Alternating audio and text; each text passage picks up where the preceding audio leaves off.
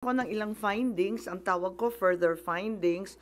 Subalit naglabas na ako nung nasa Cebu nung Sunday, pero super tsaka ng sound, walang marinig at hindi magkaintindihan. So ipapaliwanag ko, once again, I would like to announce that the Committee on Foreign Relations has further findings following up on the preliminary findings initially issued several weeks ago. Matapos ang tatlong hearing, tatlo na naman ang aming findings at natuklasan. Unang-una, ang pag-aresto at pagsuko kay dating Pangulong Rodrigo Duterte sa ICC ay klarong may motibong politikal.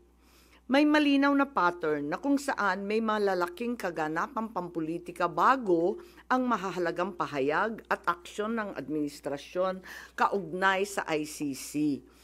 Makaraang magsimulang magpahayag si PRRD ng mga batikos laban sa People's Initiative o sa pagpapalit ng ating saligang batas. Sumagot ang ating Pangulo na ang Pilipinas ay isang open country at kikilos lamang ang gobyerno kung may illegal na gagawin ng ICC. Ngunit matapos dumalo si dating Pangulo sa pagdinig ng Quadcom noong 11 November 2024, sumagot ang ating Executive Secretary na maaring makipagtulungan ang mga lokal na otoridad sa Interpol kung hihingi ng tulong ang ICC. Biglang nagbago ang tunog ng gobyerno. Matapos kumambyo ang ilang pro-administration congressmen tungkol sa impeachment labang kay VP Sara dahil sa napakalaking peace rally ng INC noong Enero 13, bumalikwas ang administrasyon sa pamamagitan ng pagkatha ng Oplan Tugis or Operation Pursuit sa Ingles na rineport ng New York Times kasunod ng pahayag ng kalihim ng katarungan na bukas ang administrasyon makipag-usap na sa ICC tungkol sa ilang pamamaraan ng kooperasyon. Maliwanag ang pag-aresto kay dating Pangulo ay bahagi ng malawakang pagsisikap ng gobyerno na pabagsakin ang mga Duterte bago mag-2028 election pa. Ang unang malinaw na pagtangka upang pabagsakin ay sa pamamagitan ng PI na magsilbing panimula sa pagbabago ng probisyon ng ating konstitusyon para hadlangan makabalik sa 2028. Nang mabigo ito, nagmadali na siraan ang pangalan ng mag-ama. Noong Mayo 2024, sinimulan na ng Kongreso sa Committee ng Human Rights ang pagsisiyasa tungkol sa EJK, pinalawak noong Agosto 2024 at doon na nagmula ang pagbuo ng Quadcom. Dumating sa bansa ang mga kinatawan ng ICC noong October 2024. At sa tulong ng gobyerno, nakalap nila ang mga dokumentong kailangan para makakuha ng warrant of arrest. Samantalang nagsagawa ng sarili nitong investigasyon, ang DOJ naman hinggil sa EJK noong ika-4 ng Nobyembro sa pamamagitan ng kanilang Memo 778. Dahil nananatili pa ring banta si VP Sara kahit wala na ang tatay niya, nagsagawa naman ang Kamara ng investigasyon sa confidential funds ng OVP at sa huli na-impeach si VP. Napatunayan ang motibong politikal na napag-aresto sa turnover kay PRRD sa pamamagitan ng mid-election final campaign sprint action plan ng Lakas CMD noong nagtipon-tipon ang matataas ng opisyal noong petsang 22 ng Abril.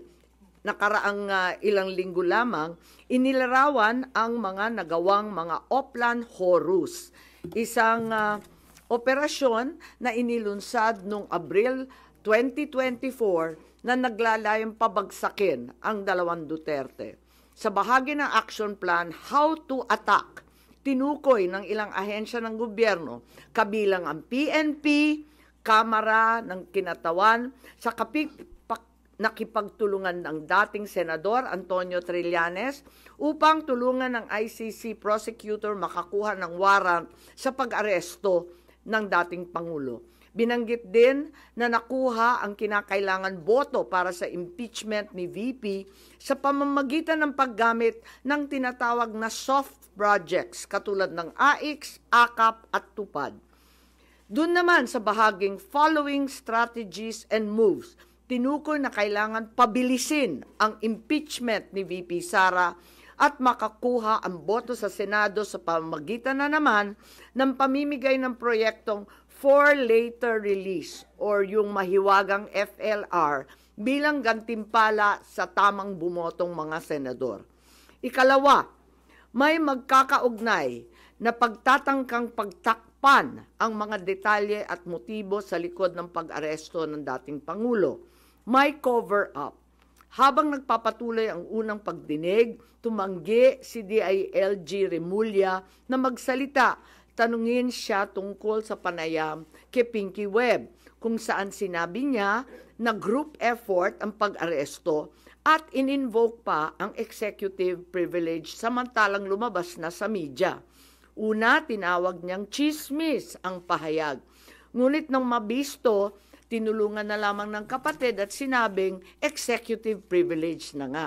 Isa pang malakas na sandata ng administrasyon upang pigilan ng komite ang pagsisiwalat ng katotohanan ay paggamit ng tinatawag na subjudice rule. Halimbawa, nung mahuli si General Torre na nagbibigay ng maling pahayag tungkol sa pagmamadaling ilipat si PRRD sa Hague dahil daw sa Article 125 ng Revised Penal Code, ngunit nung ipunto na yung Revised Penal Code, Article 125, ay para lamang sa warrantless arrest, bigla niyang ginamit ang subjudice na naman. Isa pang indikasyon sa pagtatakip ng administrasyon ay ang blanket invocation ng executive privilege ni Executive Secretary Bersamin upang pagbawalan lahat ng opisyal ng ehekutibo dumalo sa ikalawang hearing noong 3 ng Abril.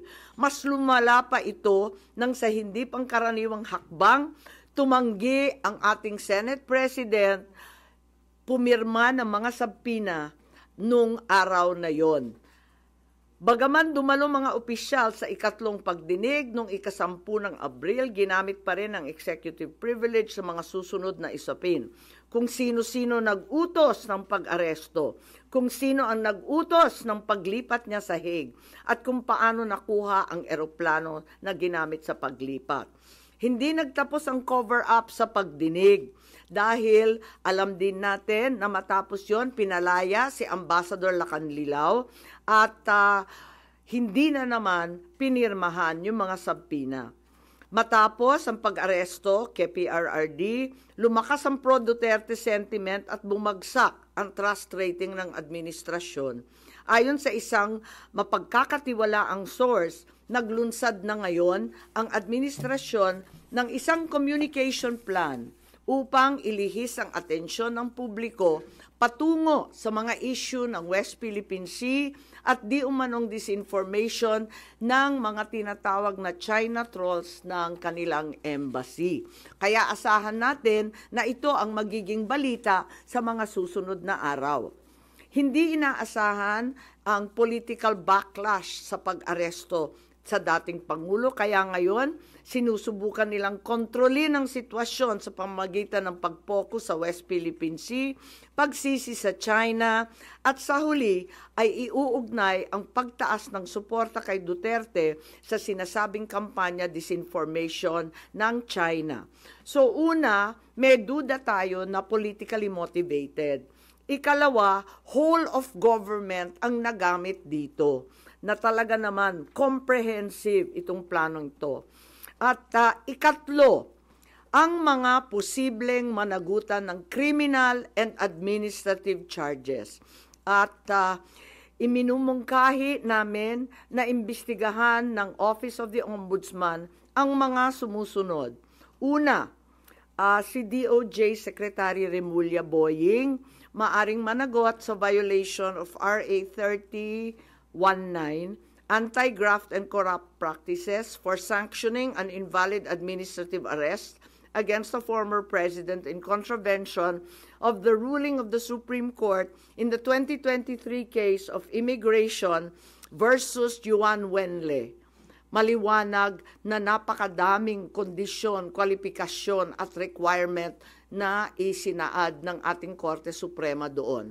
Ikalawa, usurpation ng DOJ ng judicial functions. Kahit hindi sila korte, naghahatol sila na halos sila ang naging husgado.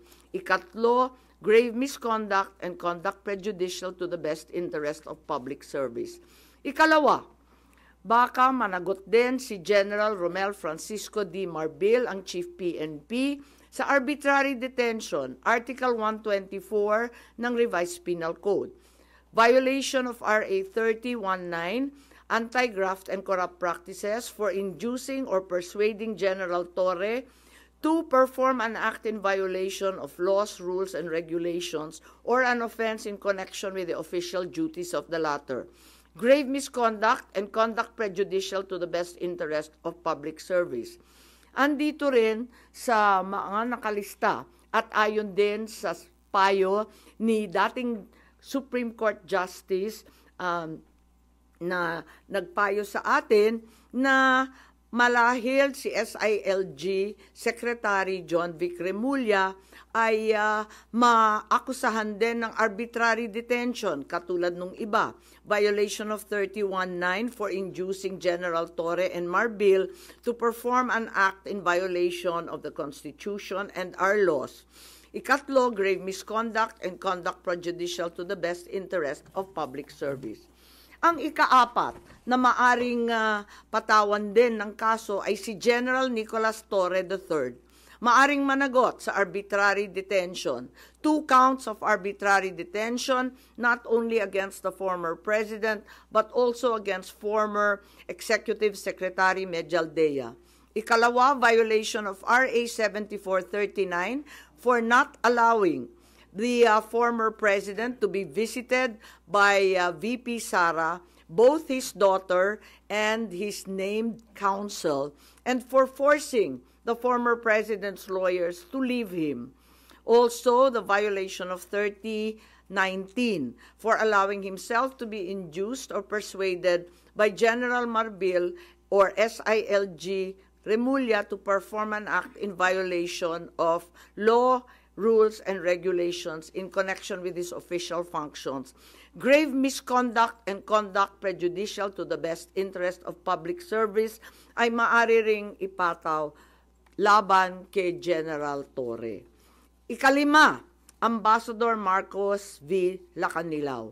Maaring managot sa usurpation of official functions, Article 177 of the Revised Penal Code, pagsisinungaling sa ibang kaso at perjury sa ilalim ng Article 183 of the Revised Penal Code, false testimony in other cases, and perjury in solemn affirmation under Article 183 of the Revised Penal Code, at conduct prejudicial to the best interest of the service. So ito ang further findings namin.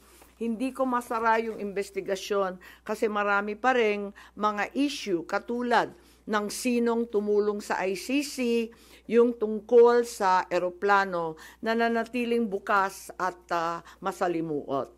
So, nais kong ipakita ang isang video na nagawa na ganito rin ang pahayag.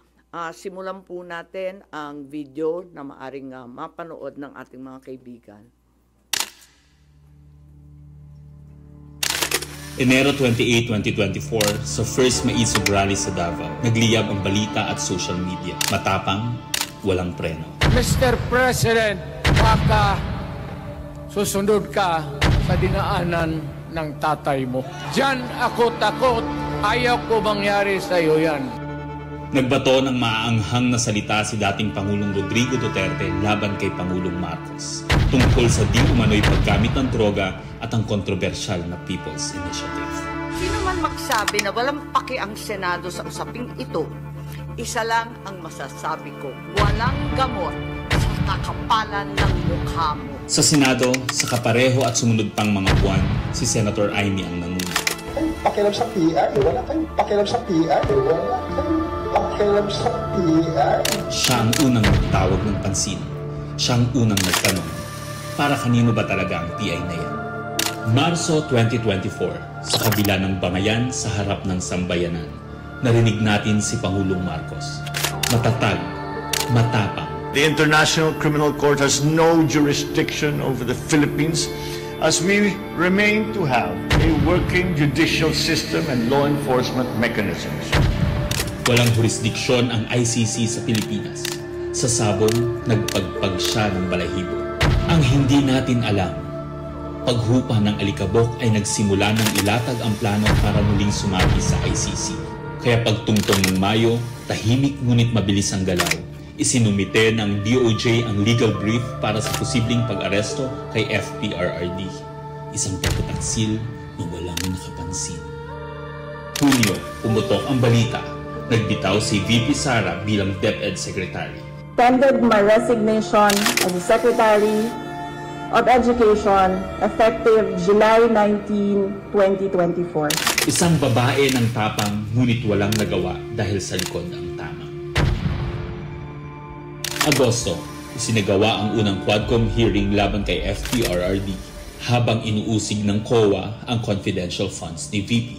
Ang hindi natin alam, sa gitna ng lahat ng ito, itinalaga na ni PBBM si Marcos Lacanilao bilang Special Envoy ng Transnational Crimes na siyang magsusuko kay FPRRD.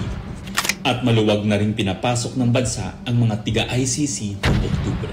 Walang bahid ng pagtutol, walang balak na ipagtanggol ang kapwa Pilipino. Nobyembre, nag-iba na ang ihip ng hangin. Matatag, matapang, walang bahid ng pag-aalinlangan. Narinig muli natin si Pangulong Marcos, ngunit iba na ang sinabi. If yun ang gugustuhin ni PRRD, hindi naman kami haharang dun sa mga ICC. Para tabunan ang galawan, pinaingay ang impeachment complaints laban kay VP Sara. The Office of the Secretary General will transmit the 2 impeachment complaints filed against Vice President Sara Duterte. Kahit pa nagkaroon ng INC rally noong Disyembre, naidiin pa rin ang impeachment sa Kongreso. Planado na rin ang pagpirma ng questionableng 2025 budget kahit bat-bat ng anomalya. Enero 25, 2025, sinimulan na ang Oplan Tugis o Operation Pursuit, ang lihim na operasyon para hulihin si Duterte. Pagsampa ng Pebrero, nag-apply ng arrest warrant ang ICC prosecutor. Isang tahimik na pag-uusig habang tayo'y pinaiikot ng mga rally at press release. Marso, muling nilinlang ang bayan. Humingi daw ng 60-day extension ang DOJ para sa EJK report noong Marso 6. Pero ang totoo, nakabinbin na ang arrest warrant mula sa ICC chamber Marso 7 hanggang 10. Ang hindi natin alam, Marso 11, 2025, sa kanyang pagbalik sa Pilipinas, hindi pa man bumababa ng eroplano si FPRRD, isinagawa na ang pag-aresto. Maingay ang paligid, magulo, pero ang dating Pangulo ay nanatiling kalmado. Isinakay siya papuntang The Hague alas 11 ng gabi. Kasama sa eroplano si Marcos Lacanilao, ang nagkanulo, ang nagsuko. Pero kanino ang sisi? Sa mga utusan o sa nag-utos? Managot ang dapat managot, nakalatag na. It's a request to the Philippine government from Interpol enforce the arrest warrant. And we have commitments to them. Ayaw nila ipagpatuloy ang pag-iimbestiga. Maliwanag na ang buong administrasyon na ito mula sa pinakataas hanggang sa galamay. Nagplano. Ikaw ho ba nagplano ng lahat ng ito? Hindi naman. It was a group effort. Secretary Chidoro was there, Secretary Anyo was there too, and the President and I. Nagsakatuparan. Usap pa kami.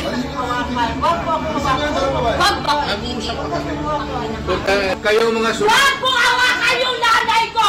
Nagkagulo. Tayong magawa. Wala tayong magawa dahil mismo ang gobyerno. Nagtakpanan. Mamili ka. Kapag warrantless arrest, edi may period.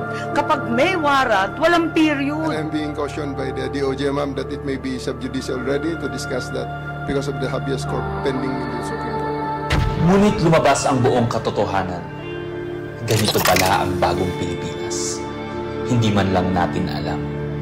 Tahimik ang pagtataksil. There was no red notice and what was issued was merely a diffusion. Tahimik ang pagwasak. Paliwanag mong maigi, representative ka ba ng Pilipinas or representative ng Interpol? Pipili ka lang. Nirepresent ko po ang Interpol NCB Manila. So mali itong papel na to.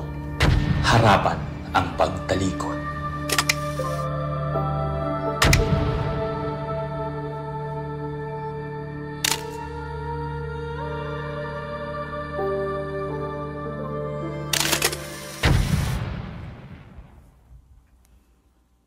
Okay, so that's where we are so far.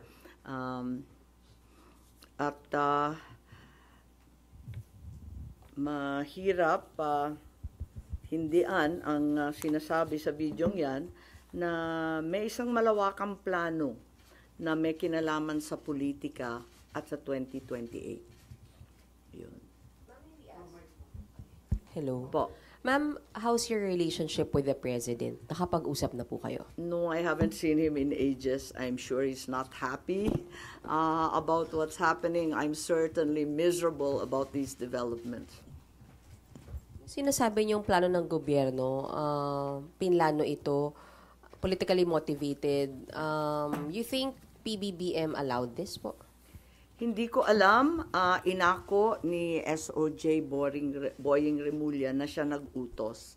Ngayon hindi ko alam kasi sa isang banda, masasabing alter ego ang bawat membro ng kabinete. Sa ibang banda naman, kusang ginawa ni Secretary of Justice. May pinaimbestigahan kayo sa Office of the Ombudsman, so i-furnish nyo sila ng copy ng findings ninyo, ma'am? Yes, definitely. Papadala natin doon. Dahil, as we know, this is only in aid of legislation at may mga legislation na rin kaming naiisip hinggil sa mga usaping ito. Kailangan i-forward na namin sa iba't ibang korte. Ma'am, itong findings ninyo, official na to, so no more hearings? Hindi ko pa alam. Ang tawag ko nga further findings because I'm not certain that we can close this. There are also allegations that, first of all, several weeks ago, a draft was mooted involving a warrant of arrest of 5 police officers, including Senator Ronald Bato de la Rosa. Of late, there has been a rumor, once again, that the Vice President will, in fact, be issued by the ICC a warrant immediately. So, alam natin na si VP Sara ay nandun sa listahan. Pero alam ko na nasa ibaba siya, no? Doon sa mga pinangalanan. Ngunit, ilang araw nakalipas, may mga report na siya na ang uunahin. Where did you get this information, ma'am? Nasusunod si VP Sara na arestuhin? Uso naman ng chismis ngayon. Chismis rin po. Meaning, no credible source, ma'am? Not yet. A few incredible sources, but nevertheless, we have to pay heed. And let me make it clear, I will oppose that warrant with everything I have. Foremost, the administration has said time and time again through the President himself that the ICC has no jurisdiction in the Philippines. Therefore, any warrant of arrest by the ICC cannot be enforced in this country for lack of jurisdiction. It is nothing, that warrant from the ICC, but a mere scrap of paper. Walang bale yun. In addition, there's no basis for the Philippine government to cooperate with the Interpol in enforcing an ICC warrant. The mere fact that a void warrant is transmitted through Interpol does not make it less void, does not make it valid. At ikatlo, as the hearings have established, the circumstances surrounding the investigations of the ICC in this country, the incidents leading to the issuance of these ICC warrants, and the enforcement of such warrants are politically motivated and really are in violation of Article 3 of the Constitution of the Interpol itself, which prohibits the Interpol from participating in any intervention or activity of a political character. Ma'am, sabi niyo, you will do everything para harangin sakaling magkaroon na rin ng arrest warrant laban kay VP Sara. Ano pong mga action ang gagawin niyo? Wala tayong balak na isuko ang soberanya ng Pilipinas at ibaliwala ang ating husgado. So hindi baka maireklamo kayo ng obstruction of justice just in case? Hindi ko po alam. So ano mga action ang gagawin niyo, ma'am, para harangin sakali? Iniisip pa kung anong kailangan gawin dahil tulad nga ng sinabi ko, haka-haka pa lamang ito. Ngunit sa nakita natin sa mga nakaraang 2 taon, itong mga haka-haka, duda, suspecha, madalas nagiging totoo. So may mga preparation na rin si VP Sara dyan sa chismis na natanggap niya, ma'am? Marahil po. Pero yung warrant na paparating para kay Senator Bato and other former police officials, credible na po yung source nyo dun, ma'am? Parang, kasi maliwanag yung listahan, pero andun siya sa sumunod na listahan ng ICC, di ba? Andun siya sa warrant, kaya't inaakala namin na yun na ang susunod. Pero hanggang ngayon, wala naman inilalabas at nagbago ang ihip ng hangin at ang balita ay si VP Sara. Ma'am, kanina nabanggit niyo po kanina na part ng diversionary tactic yung paglabas ng issue ng supposed paid trolls ng Chinese Embassy in Manila. Are you now saying that Senator Tolentino and the committee niya po were used po for this propaganda by the administration? Ay hindi ko naman gawain bumatikos ng kapwa senador, pero ang alam ko may utos talaga sa admin media na i-divert at mag-squid tactics ng bonggang-bongga, i-divert sa iba't ibang balita, tulad ng mga sagupaan, yung fake news nga na tinake over na, yung kung ano-anong mga isla at islet, tapos yung balita ng 20 pesos rice, sinabay-sabay para ilayo sa tunay na problema. But as a sitting senator po, hindi kayo nababahala if there's some truth to it na although it's a widespread speculation na even before pa na gumagamit yung China ng machinery, ng propaganda machinery regarding sa WPS issue. Naku naman, sigurado tayong meron. Walang pagkakaila, walang duda na meron silang makinarya para dyan. Meron din ang mga Amerikano, meron din yung iba't ibang mga malalaking bansa. Marami talagang nakikialam. Last time po.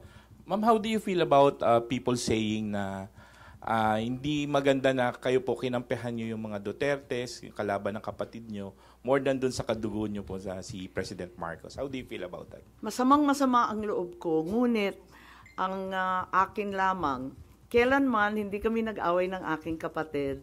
Yung mga amuyong sa palasyo, yung mga nariyan, yung mga lulong, ayun, sila po ang ating kaaway. At hindi ko naman kinakampihan ang isang panig laban sa isa. Ang pinapanigan ko lamang ay ang soberanya ng Pilipinas na isinusuko natin. Nakakahiya naman itong ginagawa natin na. Ma'am, sino daw yung lulong?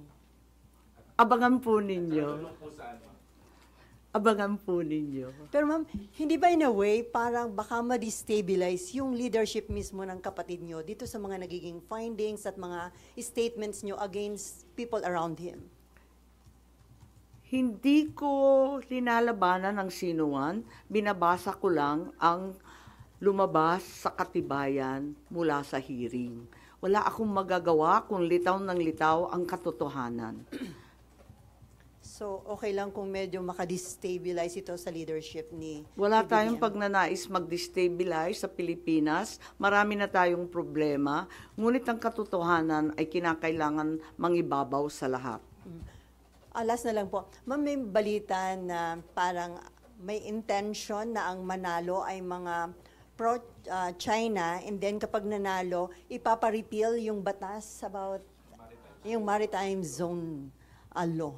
Wala akong alam kung tungkol dyan. Ako ay tanging pro-Pilipino. Ipaglalaban ko ang ating bansa tulad ng ginawa ng tatay ko sa sino man at anumang dambuhalang kapangyarihan.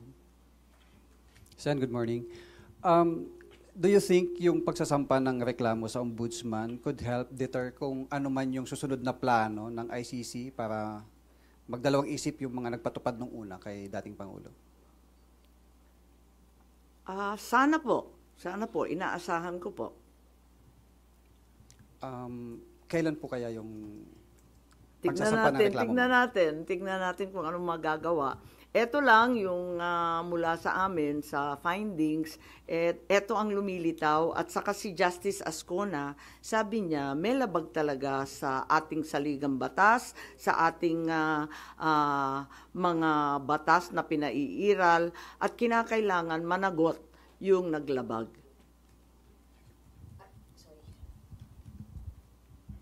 Ma'am, balikan ko lang. Yung warrant, ICC warrant to, ma'am, no, yung narinig nyo para kay VP Sara. When is this coming out? Chismis nga lang kaya walang name and date. Ma'am, yung, yung further findings nyo, does it need yung approval po ng committee members? Yes, hindi to committee report hindi ako kukunwari na committee report to. We are not in session, we're in recess. So, wala pa talagang committee report na masasabi. Kaya lang, sa daming nagtatanong, sa marami na nagsubaybay sa oras-oras na hearing, pakiramdam ko, obligado ako magsaad ng findings along the way. Kasi nga hindi matapos-tapos at hinahadlangan ng todo-todo. Ma'am, doon may binabanggit din po na yung Republic Act 9851, wherein it says na yung pag-present sa local court ng isang individual who is facing an allegation of crimes against humanity, hindi na kailangan. The government, although the term used was may surrender yung individual niya, do you think it's enough dun sa nangyari kay former president? Sa bagay na yan, sa palagay ko, ang Senado kasama ng Kongreso maaring magbago ng batas at liwanagan yung Article 17 nung 9851 kasi hindi maliwanag doon, parang natanggal sa proseso ng pagpipinal. Nakita ko yun, maliwanag yung surrender, maliwanag yung alin yung extradition. Maliwanag na yung surrender ay para sa dayuhan lamang. Pero, dun sa final version mukhang na-edit, kaya maari natin tignan yan dahil ang purpose ng investigation sa Senado ay talagang in aid of legislation. Isa na yon na kinakailangan tignan. Isa pa yung extradition law na inakda ng tatay ko. Ang tagal-tagal na nun. Marahil kinakailangan tignan na rin natin yan dahil hindi na pakay sa mga problema ngayon yung ibang provision doon. Since it's not yet amended yung binanggit niyo po na Section 17, that's still existing. Hindi po ba enough to justify what happened during yung March 11 arrest? Kapag hindi maliwanag ang isang bagay, binabalikan yung debate sa Senado, yung transcript at saka yung contextual analysis ng mga pahayag ng ipinasa, rinipaso yan. At maliwanag dun sa original na talagang yung surrender ay para sa dayuhan lamang. Kung bakit na iwaglit at naiwan yun at may nilagay na mga pag-aamyenda sina Senator Subiri, sina Senator Gordon nung panahon na yon, hindi ko alam kung nakalimutan lamang o sa pagmamadali, hindi na isaayos ng maigi. Pero yan naman ang trabaho talaga ng mambabatas. Tignan at isaayos, iklaro ang mga hindi masyadong maliwanag. Ma'am, pareak lang dito. Yung kay Pangulong Marcos po tsaka VP Sara na trust and performance rating, kay Pangulo po 60% trust, 59% performance, pero it represents a decline po since nung fourth quarter ng bansa. Habang kay VP po, tumaas po siya ng 9 percentage point. Comment on this. Pasensya, pero hindi na ako nagbabasa ng survey. Kaya hindi ako up to date dyan. Ang nararamdaman ko, ang pagpuot, ang hinanakit, At ang galit ng mga Bisaya, galing po ako sa Cebu, mamaya pupunta ako sa Davao, alam na alam ko ang pakiramdam nila. Ngayon, kung ganito rin ito sa Luzon, ramdam ko sa Manila, hindi ugali ng Pilipino ang pang-aape sa matanda na may sakit. Hindi natin gawain yan. So, you mean yun yung dahilan bakit bumaba yung survey ni Pangulo? Hindi ko alam.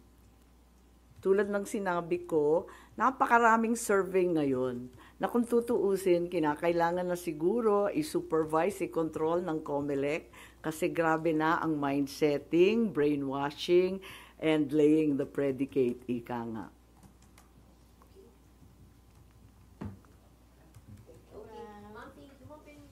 Thank you so much. I have a longer report of 26 pages. I think it's available. We also have USBs of the Tagalog statement, as well as the graphic version of the timeline. And I can also provide that video that we received. What